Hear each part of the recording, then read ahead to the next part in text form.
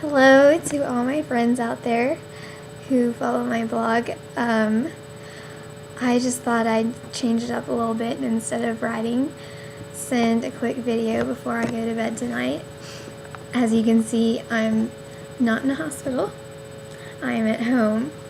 I'm in our downstairs bedroom, and I just wanted to tell y'all a few things that have been on my mind that I haven't been able to get to vlogging yet, just because, I don't know, the mood hasn't struck me. I get tired and write a few paragraphs and then doze off and don't feel like finishing it. And so, first of all, thank you to everyone who has taken even a minute out of their day to say a prayer for me, for my family, for my friends, for the family of the donor who was so gracious to donate these lungs, and for their family, for my doctors, the surgeons, and everyone whose capable hands were able to make this transplant such a success in such a short amount of time.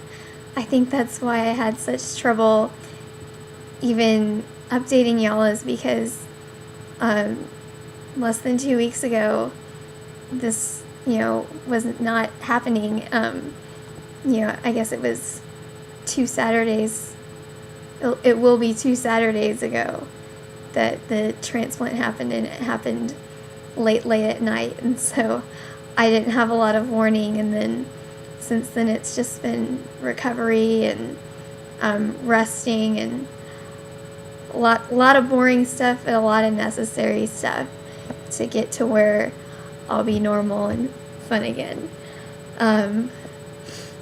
The actual surgery went well,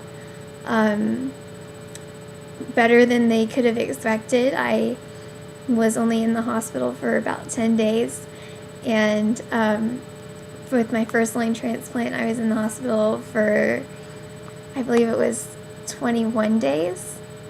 14 of those were in ICU, and so if we were going by that same projection, I should still be in ICU right now.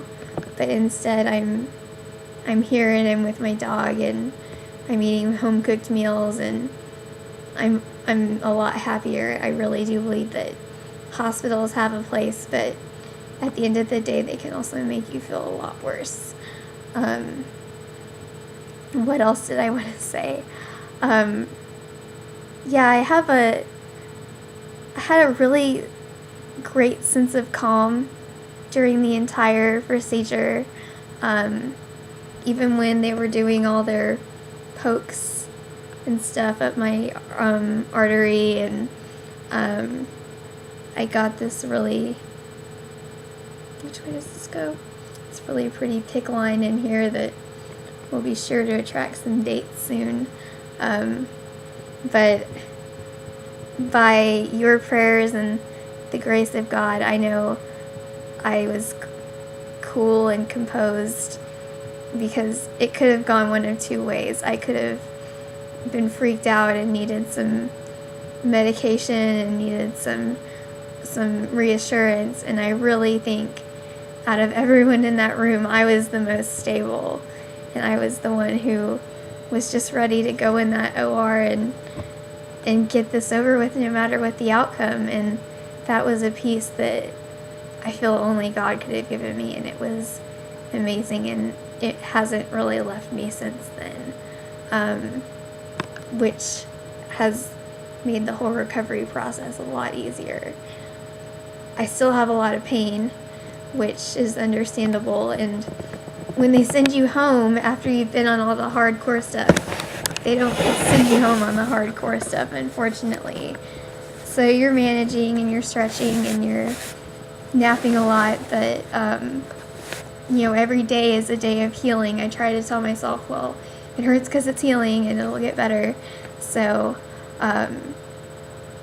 we're just taking it slow, and I have time, and my big goal tomorrow is to go out to lunch and run a few errands, and I've already got all my clothes set out for it, so I'm really excited about that, which sounds really nerdy, but before I couldn't go anywhere without my oxygen tank, and just to be able to go and get dressed up, and not super dressed up, but you know what I mean, to where I just blend in, I'm ecstatic about it. That's probably why I'm up at 2 a.m. talking to my computer about it. But on a little bit heavier note, there's a few other things that I wanted some advice from. One of them is that I haven't decided if I want to contact my donor yet. And it's an option for me. And it's totally my choice. And I can tell them as little or as much as I want about me. And part of me really, really wants to, because I'm so grateful. But part of me feels like it's really heartbreaking, you know, to know that. And, you know, selfishly, you just kind of want to move on with your life and not think about the transplant for a while, because it's all I've thought about for months now, and you just kind of want to walk away from it and be normal. But at the same time, these people just, I gained a life, they lost a life, and I don't know, I'm weighing my options on what's the healthiest thing for everyone involved. And I know that no one has really been in this position either, and so any insight that y'all have, any wisdom above what a 23-year-old might have, would be something I could really appreciate, because I want to make the decision that I'll feel good about, and not a decision that is gonna, you know, make me wonder years down the road, like, did they maybe want to know what happened, or I don't know, because here I am less than 2 weeks out, and it's like, it's only less than 2 weeks, and it's like, yeah, someone died less than 2 weeks ago for you, and it makes me feel sort of guilty, but I don't know if I'd feel less guilty talking to them, or if I would just feel horrible. And so that's something I'm struggling with, and if anyone has any advice, or if y'all could just pray about that and pray for their family, that's what I've been doing a lot of. That would be really special to me. And other than that, I guess just know that on the front over here, no news is good news.